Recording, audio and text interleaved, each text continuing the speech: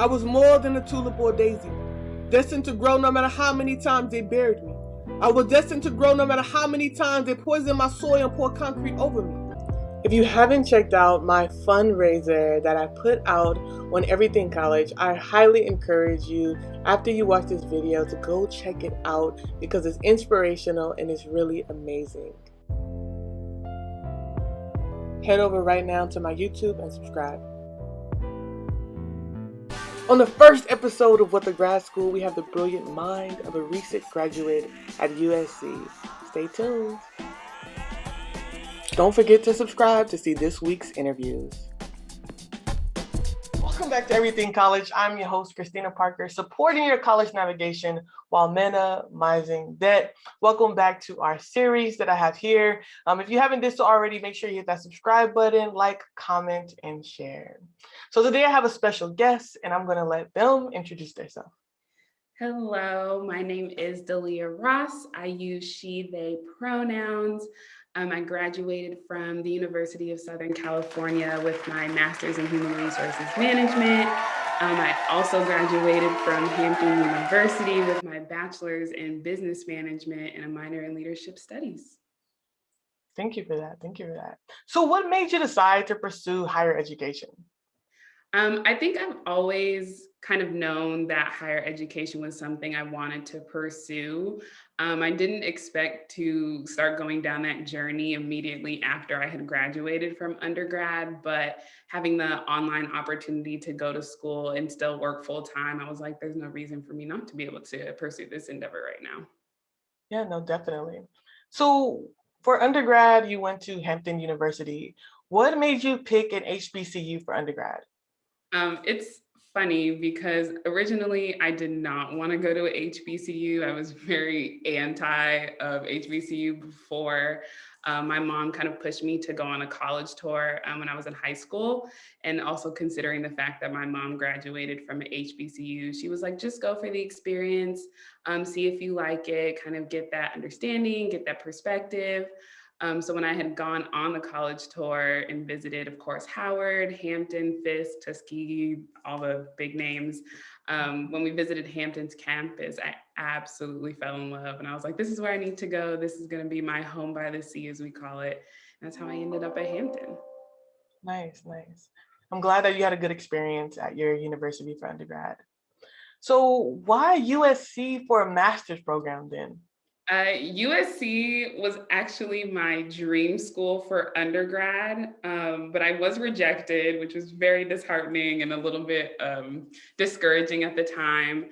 But when I decided to get my master's, I was looking for programs, like I said, that were completely online, so I could go to school full time and work full time without having to compromise one or the other. And then also the fact that I work in human resources and USC had an online HR program as well. I was like, oh, this would be the perfect opportunity to not only pursue something I'm passionate about, but something that I'm also working in and be able to apply in real time. So Yeah, no, definitely. I'm glad that you were able to do an online program before all this madness from the pandemic happened. What do you feel like your experience would have been if your school or you were going to go into an in-person program and your school decided to go online? um, I would say I don't think I would have been able to work at Hmm.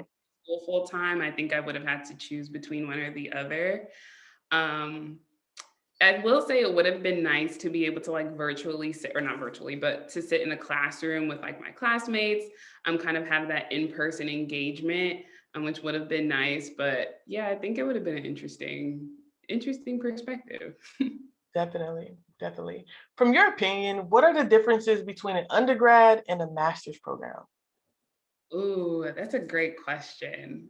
I would say that undergrad was probably more broad. So I think business management touched on a couple things that are related to business. So like marketing, accounting, HR was one of the classes that I took too. And then my master's program was kind of to find that niche within business.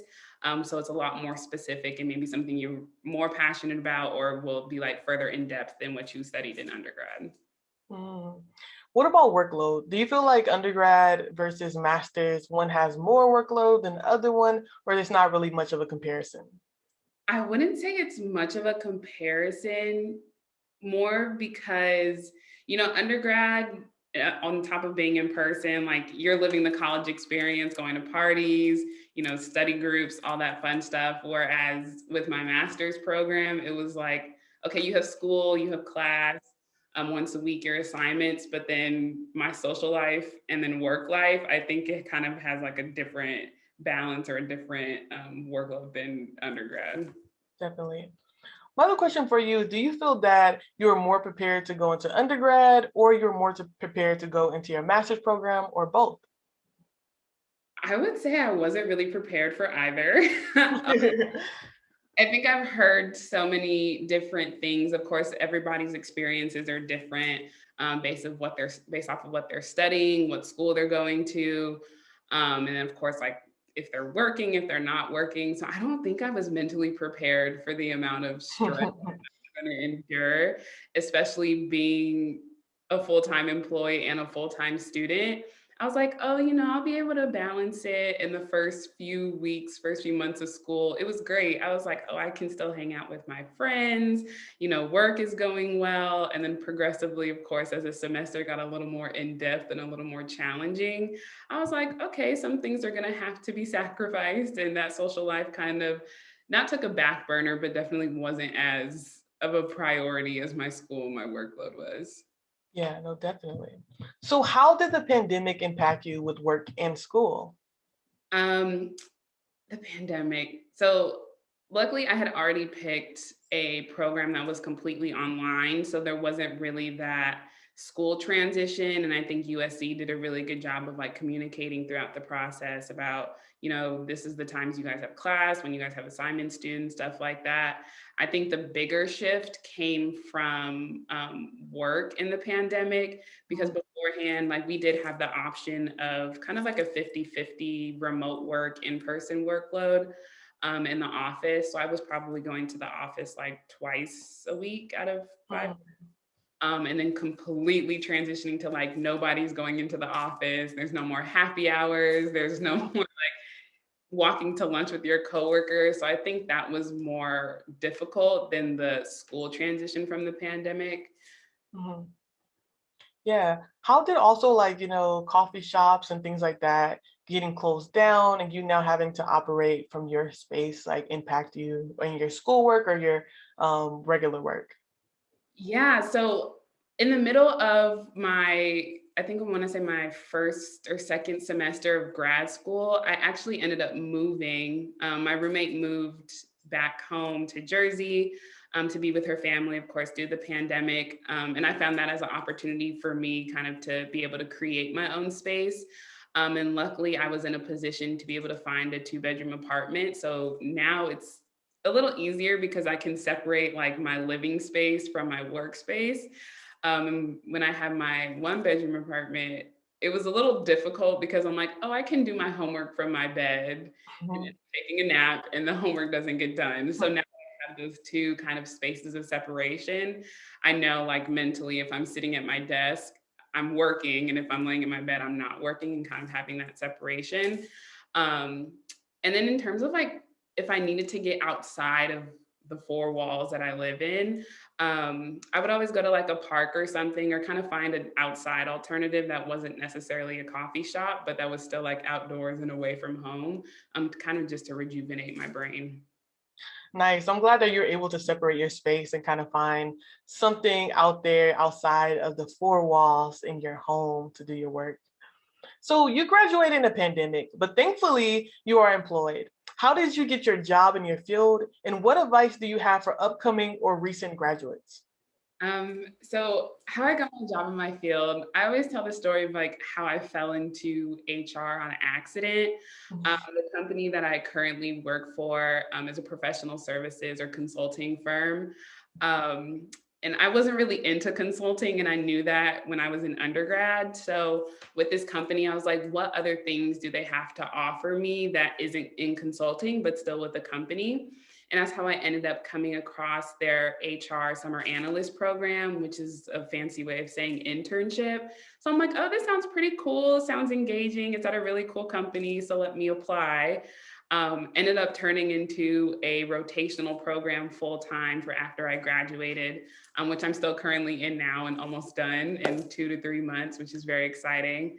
But I think having that summer analyst experience and then working in HR now, it kind of helped me really find my passion within HR. And then I think that kind of coincides with the advice part of like experimenting with a little bit of everything, because the first thing you try won't be your last thing that you try for everybody. For me, I kind of knew like, okay, I wanted at one point to do marketing, kind of dabbled in it. And I was like, this is cool, but not really for me. Tried a couple other things. And then that's when I fell into HR. And I'm like, oh, this is really cool. It's like such a diverse space. There's so many different jobs that you can do within HR that isn't your typical like hiring and firing business aspect of it. Um, so I think that would be my advice, is to like explore, experiment, try a whole bunch of new things and different things that may be outside of your comfort zone as well. Yeah, great advice. Taking a charge of all the opportunities that are available to students out there. Hope the students that are watching are subscribed, like the video, and are paying attention. So thank you for that. So as someone who received a 4.0 from high school to your master's, what advice do you have for students who are also trying to obtain a 4.0? The advice to obtain a 4.0, I would say is three things: is discipline slash organization. I think I'm very big on academics, so making sure I'm prioritizing my time, whether it be homework assignments and then with work assignments. I know I had to start balancing that as well. So prioritization and organization would be the first thing. The second thing is stay connected with your classmates, with your professors, with admin if you can. I know we always say like networking is so important, but it actually is very, very important. Um, for me, I think having that opportunity in my workspace to meet people who actually went into my master's program and kind of having that background helped me navigate USC space a little differently and a little better than maybe some of my other cohort.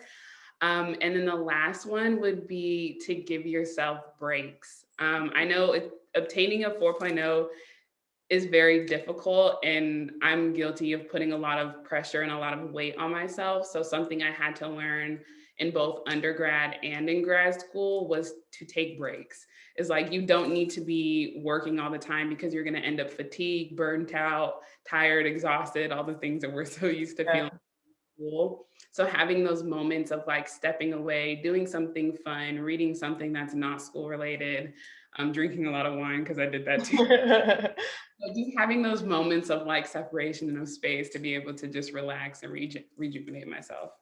Yeah, no, definitely. You talk about the importance of networking. How did you network on an online program?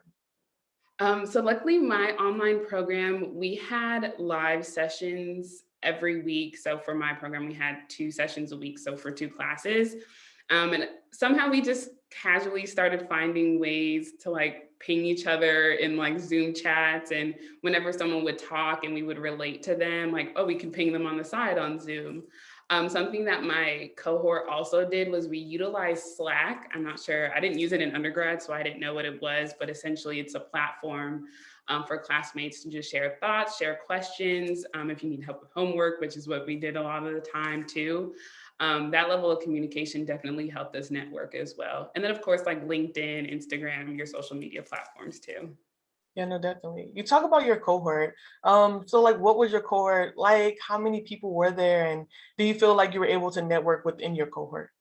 I definitely, my cohort, they were great. I will say, of course, with any group, especially in a master's program, it was very diverse in age. So I was one of the younger students out of my cohort. I think the number, I want to say at graduation, there may have been 150 to 200 with just my cohort and my starting class, not including the 2-year track students as well.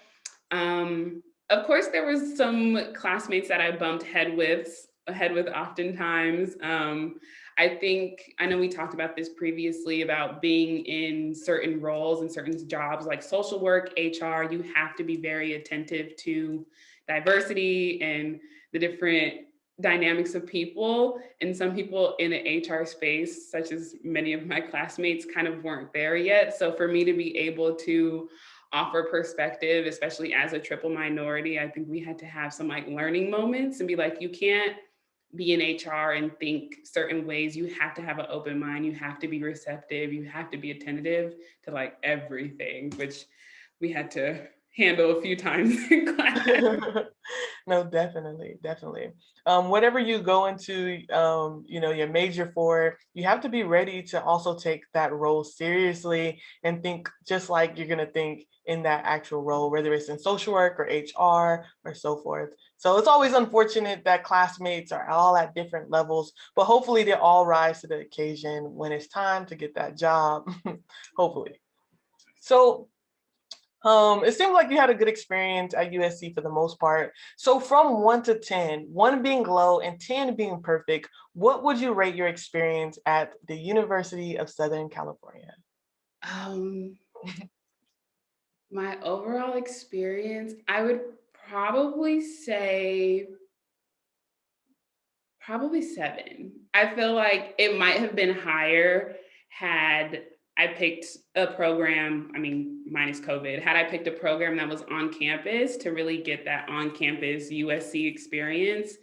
Um, and of course, we had some minor kinks, as many education programs do, in terms of like some professors not being understanding, some professors being too strict, some professors not being great. Um, but then also like leaning on my cohort, having a few of those professors who were receptive and attentive and super sweet, I think kind of provided a great balance. So I think overall I would give it a 7. Nice, nice. How did you navigate professors that may not have wanted to be accommodating? Stay away from them. No, nicely as that would have been, definitely utilizing office hours. I think something that I had to realize, and as did many of my classmates, is that our professors were also working individuals. So they're teaching on the side, they're working full-time jobs. So kind of relating on that level and using kind of those opportunities to like email them if I needed help on an assignment or stay after class for office hours if I had a question, kind of helped build that rapport with some of my professors. Now, not all of them were still open to that. Some professors, you'd email them 4 or 5 times and they still wouldn't respond. And to that point, like we would of course go to like a higher up, so someone in admin, just to get in contact with them if need be, if it was an absolute emergency. But most often than not, like staying after for office hours or emailing or kind of building that relationship outside of strictly class kind of helped with those little stubborn teachers, as we would say. No, definitely, definitely. Thank you for that. So my last question for you is, what advice do you have to Black students going into higher education? Oh, that's a great question. What advice? Mm, I think this is a hard one, especially being, Black, being queer, being everything in between, the triple minority. Um, and it sometimes feels taboo to say, but like our voice matters, Mhm. especially in higher education. I think oftentimes the assumption is like, oh, we won't be able to make it to higher education, or we have that persona like, oh, you're not as good as your fellow classmates who maybe not are not as diverse. That's some BS. I'll keep it appropriate. I think something I recognized was, especially in my higher education space, was people were willing and open to listen to what I had to say. And if they didn't, I made sure to like make a point that they heard me. And I would say also leaning on each other was super important. And something I did lack at USC was there wasn't a lot of Black people. Like now that I really think about that, in my cohort, there may have been like 3 or 4 of us in total, but we knew each other. We was like, oh, did you hear what so-and-so said? Yeah, we heard him. Leaning on each other and remembering that you have a community that's here to support you and uplift you at all times, I think really helped with the process as well. So leaning on your community. Thank you for that. Congratulations again for graduating and getting your degree and being out there employed and doing your thing. If they allow me, I will definitely put their contact information in the description below. Any helpful links or information for you all will also be in the description below. I hope that you all enjoyed this small little interview, and I look forward to seeing y'all again on our next episode. As always, stay studious. Hey guys, my name is Sierra Gunderson. If you want to learn more about my college experience at Clark Atlanta University during a global pandemic, please check out this video from Everything College. And if you have any questions, feel free to reach out to me later.